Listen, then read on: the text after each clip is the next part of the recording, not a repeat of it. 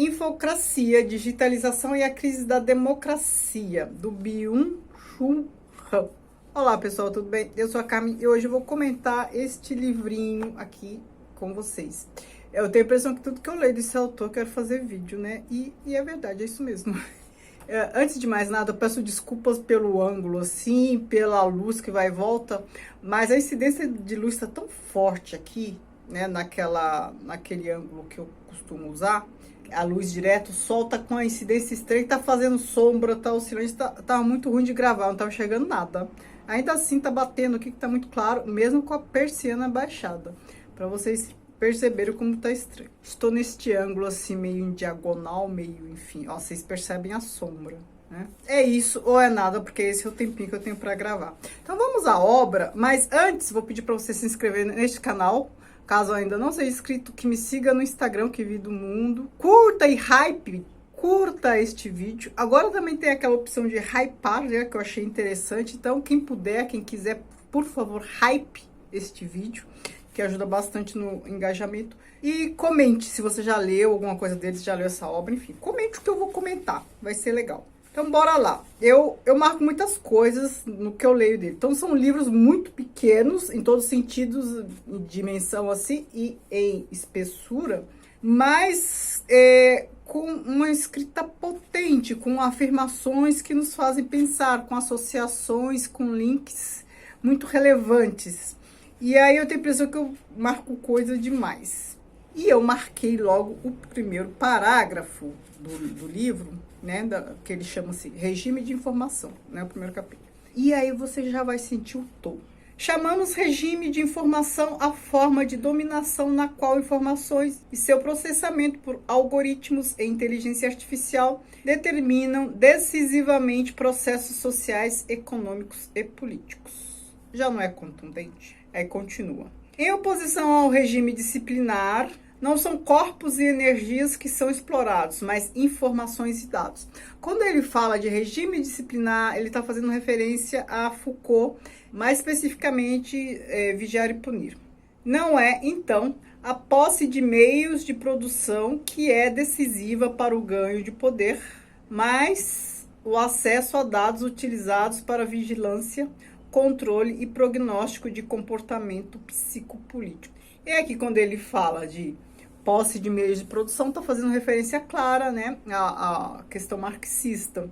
E ele está falando que não são os meios de produção, hoje são os dados, né? Você tendo acesso aos dados, você controla o comportamento das pessoas, principalmente comportamento político das pessoas, né? Isso nós podemos verificar muito facilmente no nosso cotidiano. O regime de informação está acoplado ao capitalismo da informação, que se desenvolve em capitalismo da vigilância e que degrada os seres humanos em gado, em animais de consumo e dados. Certo? Não preciso falar mais nada. Então percebam que ele começa a obra assim, né? E como não marcar? O sujeito submisso do regime de informação não é nem dócil, nem obediente. Ao contrário, supõe-se livre, autêntico e criativo. Produz-se e se performa. Quando eu li esse trecho, eu me lembrei de uma fala que eu escutei assim, de orelha, sei lá, há alguns anos atrás, à véspera das eleições presidenciais aqui, não essa última, a anterior. Eu acho que eu tava no metrô, ouvi alguém falando assim, vou votar no fulano. Caso eu me decepcione, caso veja que não é isso, vou para as ruas e tiro ele, como a gente tirou a fulana. Aí eu pensei, nossa, esse povo acha que tem um poder, esse povo acha que a decisão que está tomando é realmente autêntica, que parte dela, que basta ela querer, ela muda o rumo do país, que ela teve liberdade de escolha sem nenhum condicionamento. A vigilância no regime da informação ocorre por meio de dados. Os reclusos isolados do panóptico disciplinar não produzem dados, mas deixam rastros de dados, pois não se comunicam, né? Então, quando ele fala do panóptico disciplinar, de novo, a referência a Foucault, né? Ele não está fazendo referência direta, mas é indireta. Quem leu Foucault sabe que é Foucault. Agora ele faz referência direta a Foucault. O regime da informação, porém, cujo surgimento Foucault evidentemente não percebeu, porque, né, faleceu antes, não segue uma biopolítica, que era o termo lá do Foucault. Quem viu meu último vídeo sobre psicopolítica, né, essa ideia, esse conceito de psicopolítica está no outro vídeo da outra obra do Han, que eu comentei, então não vou explicar aqui agora. Seu interesse não está no corpo, apodera-se da psique pela psicopolítica. O corpo é, hoje, em primeira linha, um objeto da estética e do fitness. Então, o que ele está falando aqui? O Foucault antes falava da biopolítica, né? Aquela questão de dominar corpos e tal. O Han fala que hoje em dia isso não é necessário mais. Nessa era de dados isso não é necessário mais. Você controla a psique do sujeito. Por isso que é psicopolítica. Então, assim, fake news, todas essas coisas que a gente bem sabe, bem vê, bem é vítima, a gente sabe que é assim mesmo que isso acontece. Aí ele fala, o corpo que antes era objeto de interesse da política, hoje ele é objeto de interesse do mundo fitness, né? Então as pessoas hoje elas estão escravas, entre aspas, da estética e do fitness. E a questão política está dominando a psique, não é mais o corpo. O corpo tem outra utilidade agora. A técnica digital da informação faz com que a comunicação vire vigilância. Quanto mais geramos dados, quanto mais intensivamente nos comunicamos, mais a vigilância fica evidente. O telefone móvel, como aparato de vigilância e submissão, explora a liberdade e a comunicação. Nos regimes de informação, as pessoas não se sentem, além disso, vigiadas, mas livres. Paradoxalmente, é o sentimento de liberdade que assegura a dominação. Nisso se distingue fundamentalmente o regime da informação do regime disciplinar. A dominação se faz no momento em que a liberdade e vigilância coincidem. Então as pessoas se acham livres e aí não percebem a dominação. E como já dizia Bourdieu, quanto menos violência física, violência concreta se utiliza, maior é a dominação. Então assim, é só a gente lembrar, na época da escravidão, né? Aquela coerção, aquela violência física de castigar o corpo, aquele regime de liberdade zero, né?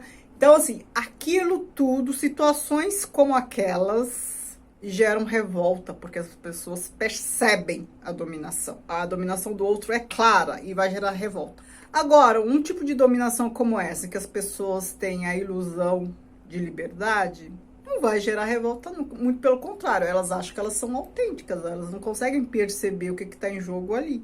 Simplesmente fazem o que querem que façam. O regime de informação torna o ser humano completamente transparente. A própria dominação nunca é transparente, não há dominação transparente. A transparência é o lado da frente de um processo que se despoja de visibilidade. A própria transparência nunca é transparente, ela tem um lado de trás. A sala de máquinas da transparência é escura. Desse modo, denunciamos o poder que se torna cada vez maior da caixa preta algorítmica.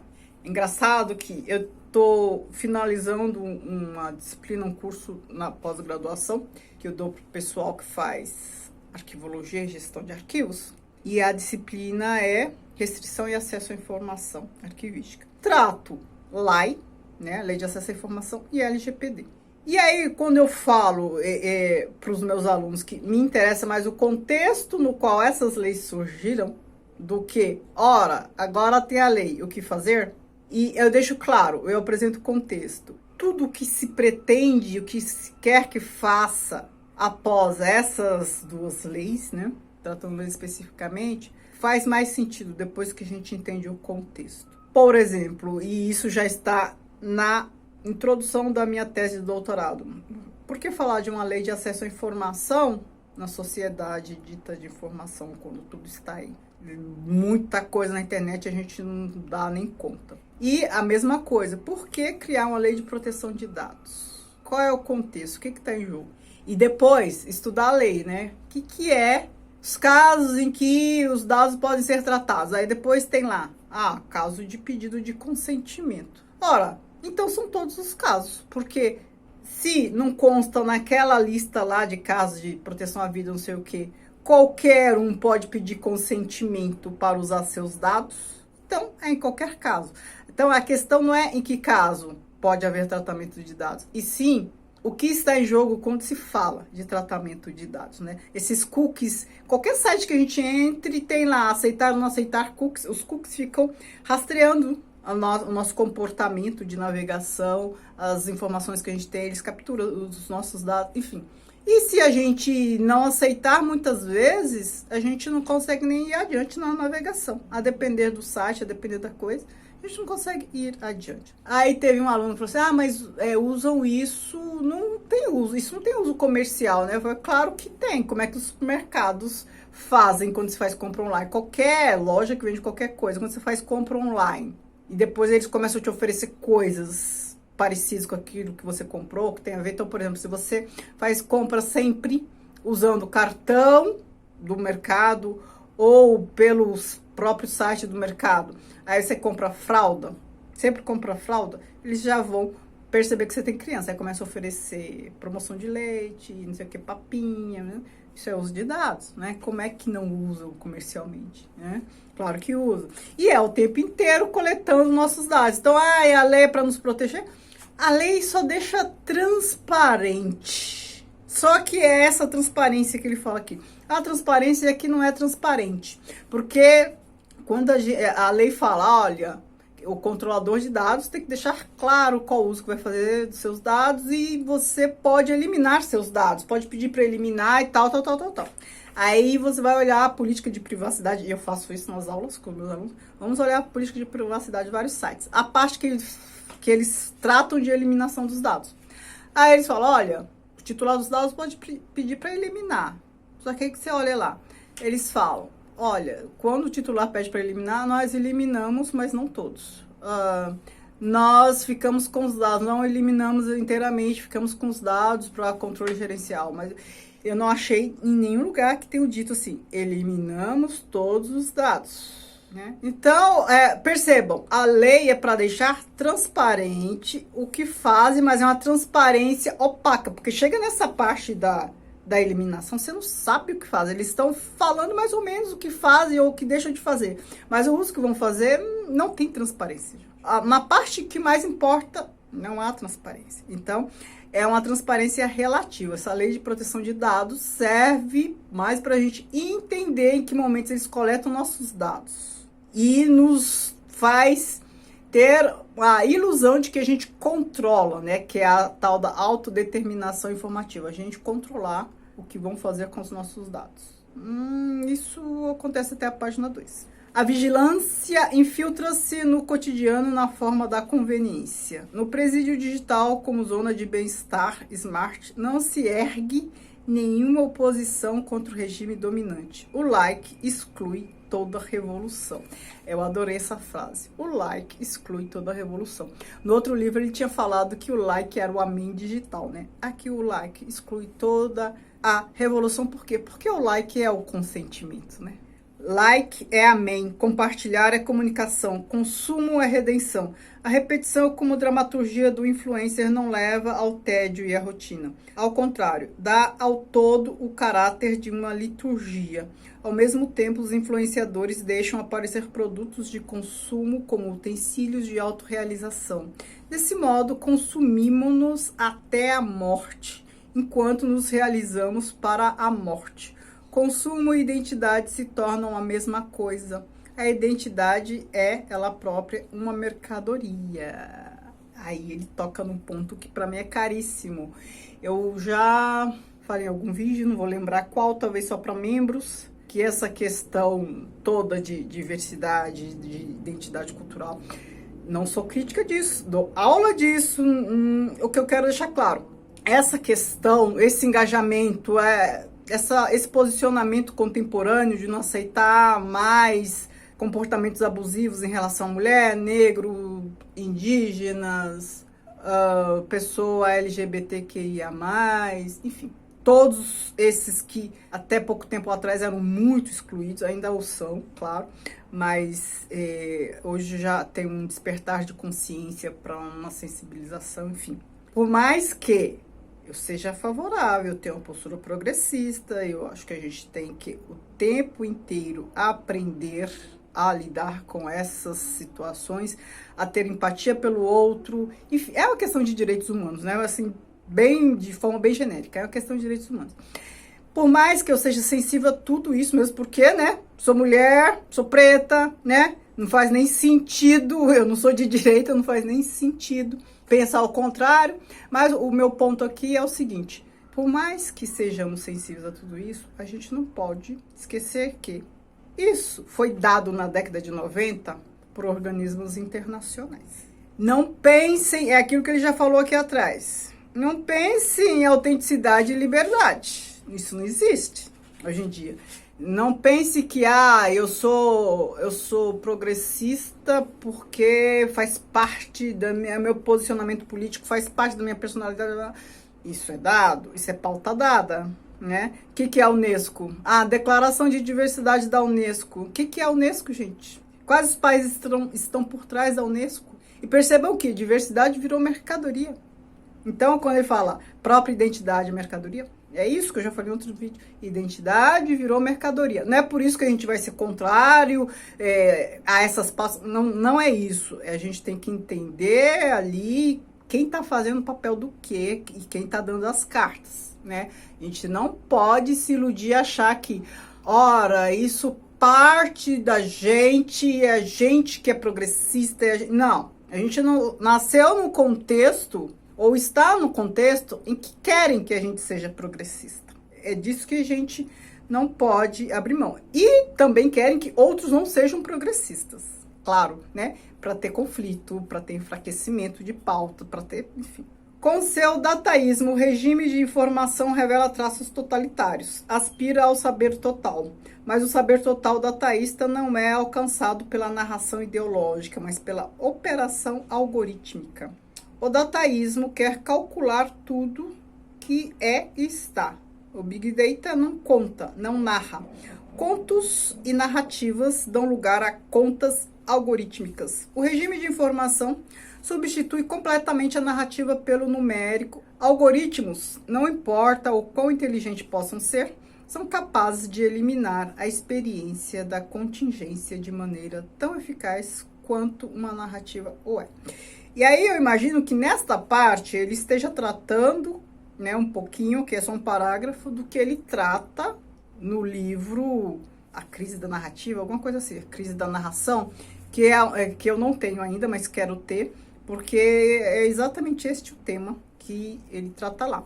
Que já faz um link com Benjamin, já que ele atualiza tantos autores, ele atualiza Freud, ele atualiza Foucault, ele atualiza Marx, ele atualiza, enfim, tantos outros, ele atualiza também o Benjamin, faz link com Benjamin. E aí, isso tudo que eu falei, gente, é só o primeiro capítulo. E este vídeo já está longo. E tem tanta coisa que eu quero. Eu acho que eu vou fazer por capítulo, por parte. O que vocês acham? Para ficar com vídeos menores. Porque aqui o segundo capítulo já é infocacia, de fato. Mas eu já fiz tantos comentários paralelos, meus vídeos acabam ficando muito longos e tem tanta coisa que eu quero comentar aqui com vocês. É aquilo que eu falei, né? O livro é curtinho, mas cada parágrafo nos faz pensar, aluga um triplex na nossa cabeça. E aí eu não posso deixar de comentar. Então eu vou fazer o seguinte, eu vou dividir por capítulo. Aí eu vou fazer, pelo que eu tô vendo aqui, tudo que eu marquei. Não dá pra tratar em um vídeo só, tá bom? Então fica essa primeira parte, deixa eu ver quantas partes teremos. Aqui ele é dividido em 5, talvez 5 capítulos, talvez 5 vídeos, não sei, vamos ver. Mas é provável que eu faça um por capítulo.